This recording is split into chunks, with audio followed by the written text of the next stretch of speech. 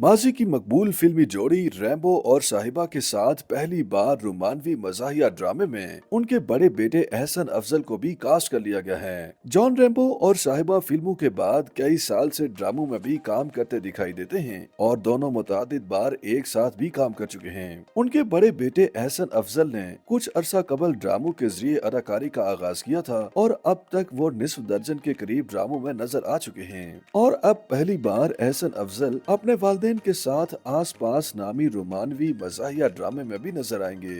आस पास को जियो पर यकम रमजान से नशर किया जा रहा है और उसकी मरकजी कास्ट में अली अंसारी और लाइबा खान शामिल हैं। अली अंसारी और लाइबा खान की रोमानवी कहानी पर मबनी ड्रामे की दीगर कास्ट में समीना अहमद, सैफी हसन, सबा फैसल, निमरा शाहिद और फहीमा एवान समेत दीगर अदाकार शामिल हैं। मोहम्मद इफ्तिखार इफी की हदायतकारी में बनाए गए ड्रामे की कहानी समरा बुखारी ने लिखी है।